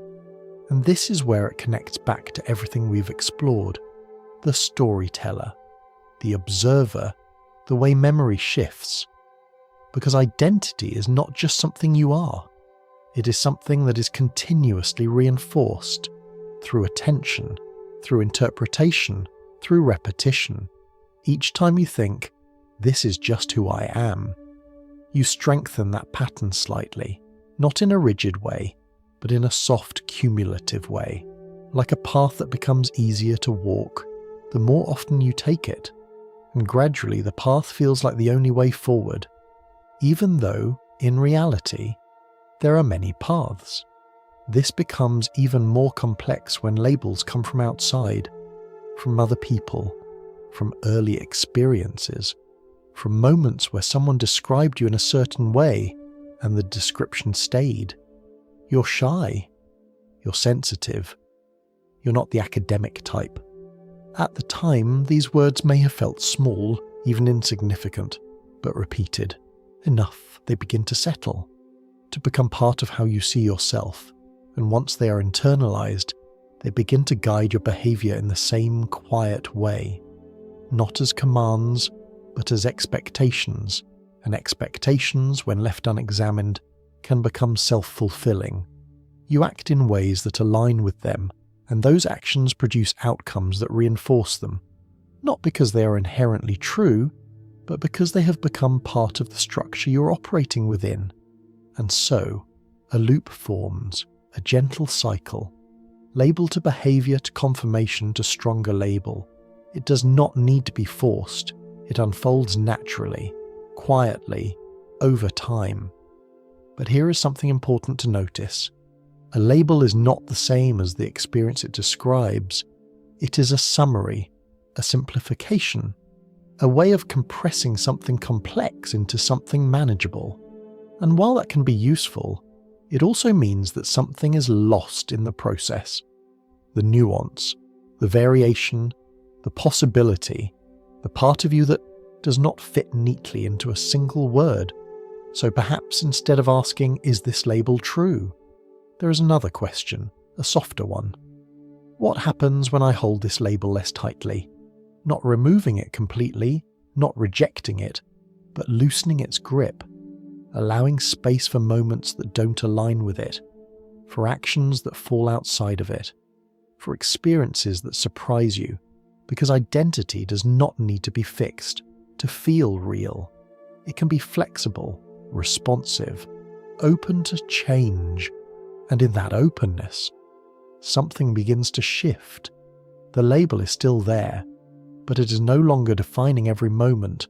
It becomes one description among many, rather than the final answer. And perhaps, in that space, you begin to see yourself not as a fixed set of traits, but as something more fluid, something still unfolding, still becoming. There is a quiet difference between knowing and doing. At first, it doesn't seem like much. In fact, knowing more often feels like an advantage. The more you understand, the more prepared you are. The more aware you become, the more carefully you can choose your actions. And in many situations, this is true. Awareness helps you avoid mistakes. It helps you see patterns. It helps you make better decisions. But there is a point, a subtle threshold, where more awareness no longer leads to more action. Instead, it begins to slow you down, not in a dramatic way, not all at once, but in small, almost invisible moments where something inside you pauses, just long enough to change what happens next. You might notice it in a simple situation. You're about to speak, to share an idea, to ask a question. And just before the words leave your mouth, a thought appears. Is this the right thing to say? It seems like a helpful question, a reasonable one, but then another follows. What if this sounds awkward? And then another. What if they misunderstand me? Each thought adds a layer, a small hesitation, and in that hesitation, the moment begins to pass. You might still speak, or you might not. But either way, the action is no longer immediate. It is filtered, measured, adjusted. This is one of the quiet ways self-awareness begins to shape behavior, not by preventing action completely, but by inserting just enough delay to make action feel uncertain. Now imagine a different version of that moment, a version where those questions don't appear, where you simply speak, not perfectly, not with complete certainty, but naturally, without pausing to evaluate every possibility. That version of you is not necessarily more knowledgeable, but it is more direct, more immediate, more willing to move forward without needing full clarity. And that difference between immediate action and careful hesitation can shape entire experiences, opportunities, conversations, connections. There is something else to notice here. People who are less aware of all the possible outcomes often move more freely. They don't see every potential mistake, every possible misinterpretation, every subtle detail that could go wrong, and because of that, they act, they try, they speak, not because they are always right, but because they are not held back by as many internal checks. Meanwhile, someone who sees more possibilities, more nuances, more ways things could unfold, may pause, consider, reconsider, and sometimes not act at all. This is not about intelligence or capability. It is about the weight of awareness. The more perspectives you hold at once, the harder it becomes to choose a single path. Because each path comes with its own uncertainties, its own risks. And the more clearly you see those risks, the more difficult it becomes to move forward without hesitation. It's like standing at a crossroads with a clear view of every possible direction, each one visible, each one carrying its own consequences. At first, this seems like an advantage, but the more you look, the harder it becomes to choose, because every option is accompanied by what it might lead to, what it might cost, what it might mean. And in that awareness, movement slows, not because you don't know what to do, but because you know too many things at once. This can show up in subtle ways. A message you don't send, a conversation you don't start, an idea you don't share, not because you lack the ability, but because the moment becomes filled with possibilities, and those possibilities create hesitation. It's important to notice that this is not a flaw. It is a natural consequence of awareness. The mind is trying to protect you, to consider outcomes, to avoid mistakes. But in doing so, it can sometimes prevent you from engaging fully with the moment, because action often requires a certain kind of simplicity, a willingness to move forward without needing complete certainty, without resolving every possible question. And when awareness becomes too dominant, that simplicity becomes harder to access. Everything becomes layered, considered, evaluated, and the space for immediate action becomes smaller. This does not mean that awareness is something to avoid. It simply means that it has a rhythm, a balance. There are moments for reflection, and moments for movement, moments to think, and moments to act. But when thinking extends into every moment, when every action is preceded by analysis, the balance begins to shift, and life can start to feel like something you are constantly preparing for, rather than something you are participating in. You might feel ready, informed, aware, but also slightly held back, as if you are always just one step behind your own experience, watching, considering, waiting for the right moment, the perfect moment. And yet, those moments rarely announce themselves. They pass quietly, often requiring only a small step forward, a simple action taken without complete certainty. So perhaps the question is not how to think less, but how to recognize when thinking is no longer helping, when it has moved from guidance to hesitation, and in those moments, to allow something else to lead, not blindly, not recklessly, but gently. A willingness to act, even when everything is not fully resolved.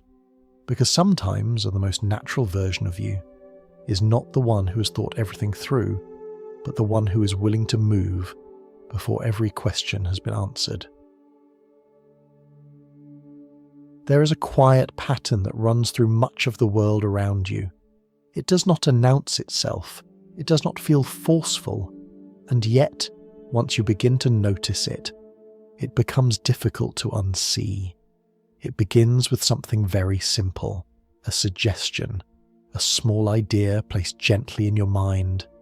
You could be better, not in a harsh way, not as criticism, but as a possibility, a gentle invitation to improve, to refine, to become a slightly better version of yourself. At first, this feels helpful, encouraging even. After all, growth is something we value. The idea that you can improve, learn, evolve is deeply human. But then the suggestion becomes more specific. You could look better. You could be more confident. You could be more productive. Each idea arrives softly, almost invisibly, through things you see every day, images, conversations, small messages woven into the environment around you, and gradually something begins to shift. You start to compare, not in a dramatic way, just lightly. You notice how others speak, how they present themselves, what they achieve. And without realizing it, your attention turns inward. You begin to ask, how do I compare?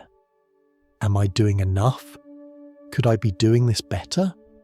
These questions feel natural, but they have a subtle effect. They increase self-awareness, not the kind that simply observes, but the kind that evaluates, that measures, that quietly keeps track. And this evaluation creates a small distance between who you are and who you think you should be. At first, that distance is motivating. It gives you direction, a sense of what to work toward.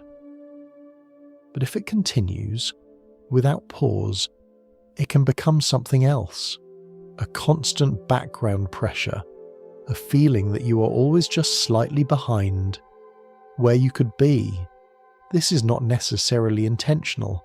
It is not that the world is designed to make you feel uncertain, but many systems around you quietly benefit from your attention being turned inward, from your focus on improvement, on refinement, on becoming something more.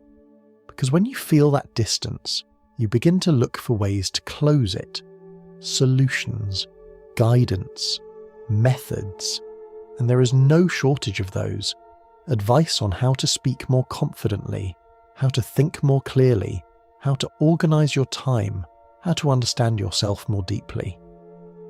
Again, none of this is inherently negative.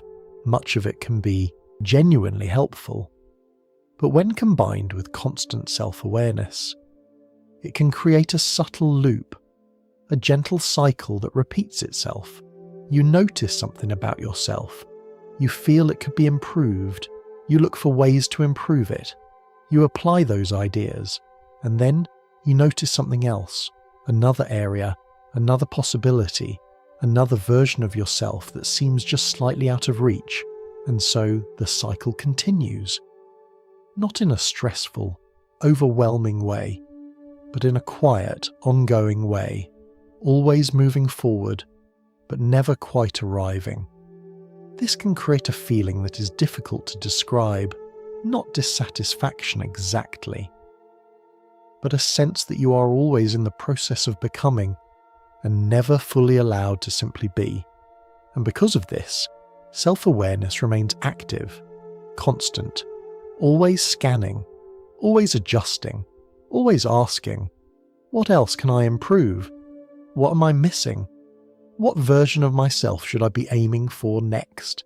This is where the environment around you and the patterns within your mind begin to align, both encouraging awareness, both encouraging reflection, both encouraging a continuous sense of evaluation. And together, they can amplify something we have been exploring all along, the distance between experiencing life and observing yourself within it. Because the more attention you place on improvement, the more you step into the role of observer, the one who evaluates, the one who compares, the one who measures progress. And while that role can be useful, it is not the same as simply living. It is one layer removed, a perspective that sits slightly outside the moment, and when it becomes constant, it can make even simple experiences feel like something to optimize. A conversation becomes something to analyze. A quiet moment becomes something to reflect on. Even rest can begin to feel like something that needs to be done correctly. But there is something important to notice here. This pattern is not something you need to resist, not something to push against, because much of it comes from a genuine place, a desire to grow, to understand, to improve.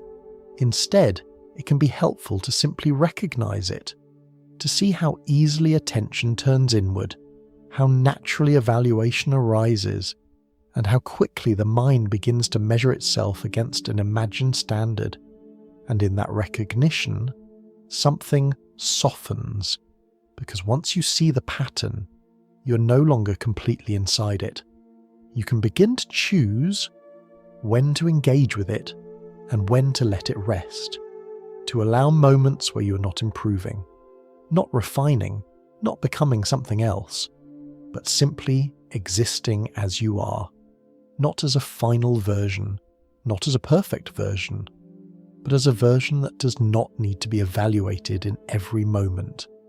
And perhaps, in those moments, something quiet returns, a sense of ease, of being present without needing to adjust, of experiencing something without immediately turning it into a project, and that may be enough, not as a solution, but as a small shift, a gentle step away from constant observation and back into the simple act of living.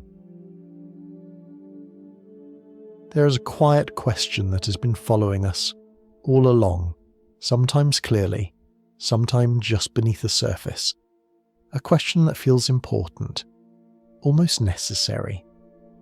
Who am I? It appears in different forms, in moments of reflection, in times of uncertainty, in the spaces where you begin to look inward, trying to understand yourself more clearly. At first, it feels like the right question to ask, because if you could answer it, truly answer it, everything else might feel more certain, more stable, more aligned. You would know how to act, what to choose, who to become. But as we've slowly explored, This question does not lead in a straight line. The more you look for a fixed answer, the more the answer seems to shift, because the self you are trying to define is not something still, not something that stays in one place long enough to be fully captured. It moves, changes, adapts, not only in the present, but even in the past, through the way memory reshapes itself. And so, the search continues, through observation, through reflection, through analysis, through layers of understanding that seem to bring you closer, but also in a quiet way, create distance from the simple experience of being.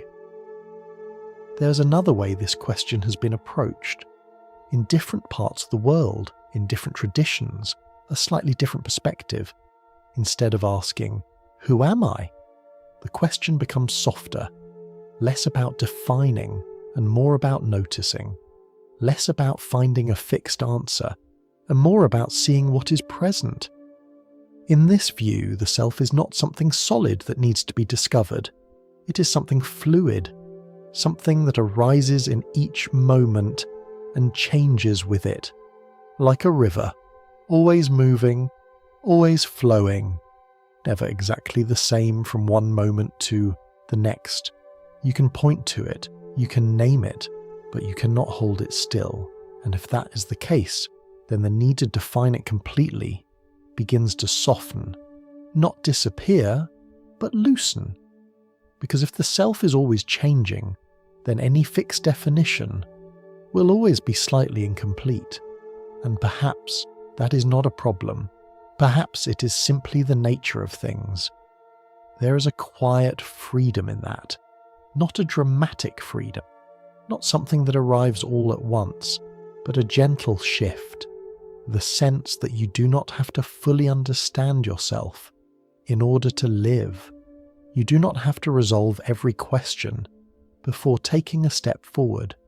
You do not have to hold a perfect, consistent identity in every moment. You can allow yourself to be without needing to define what that means at all times. This does not mean that awareness disappears or that reflection has no place. It simply means that awareness no longer needs to be constant, no longer needs to lead every moment. There can be space for something else, for direct experience, for simple presence, for moments where you're not observing yourself, but simply living. And those moments, as we've seen before, often feel the most natural, the most real, not because they are perfect, but because they are unfiltered, unwatched, unmeasured. You might notice this in small ways.